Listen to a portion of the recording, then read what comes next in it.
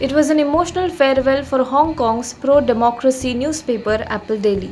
Across Hong Kong on Thursday morning, the queues stretched for hundreds of meters, wrapping around corner after corner. Starting before dawn, crowds in the city of 7.5 million people lined up for hours to buy the final print edition of the Apple Daily newspaper. The newspaper, which was known as Pro-Democracy, was forced to close by authorities which had accused it of national security offences. Normally selling 80,000 copies a day, they printed 1 million.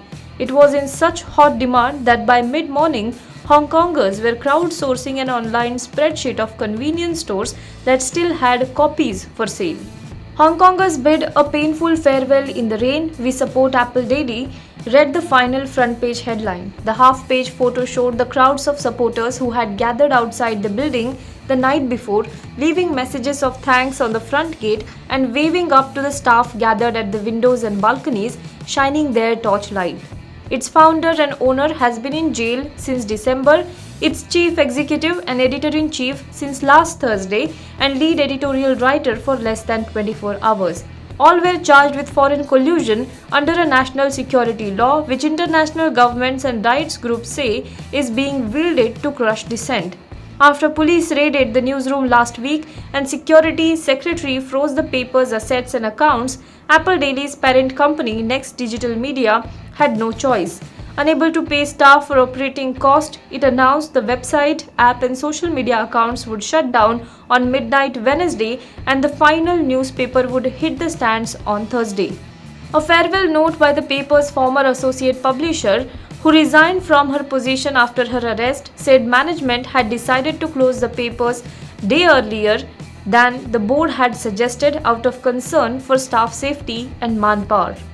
Inside the newsroom on the last day, staff took group photos while some wept as they put together the last edition, watched by reporters from rival outlets who were there to cover a significant moment for their industry.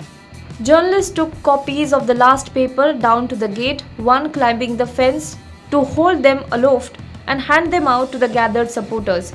Police later arrived to disperse the crowds, warning they could breach pandemic-related bans on gathering, broadcaster RTHK reported.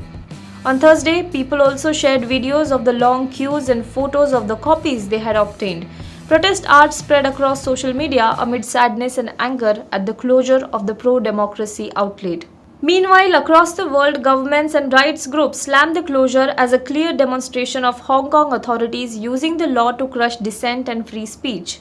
Its closing seriously undermines media freedom and pluralism, which are essential for any open and free society, a European Union statement said. However, China's nationalistic Global Times paper praised the closure of the secessionist tabloid. Meanwhile, US President Joe Biden on Thursday termed it as a sad day for media freedom in Hong Kong and around the world. In a statement by the White House, the US President noted that through arrest, threats and forcing through a draconian national security law that penalizes free speech, Beijing has insisted on wielding its power to suppress independent media and silence dissenting views. He further called on China to stop targeting the independent press and release the journalists and media executives who have been detained, stressing that the act of journalism is not a crime. Now be the first to know about the latest updates on our new news app. Go on your Android or iOS, search for HW News Network. Download our app, choose the language you prefer to get updates in, and be up to date with the latest news.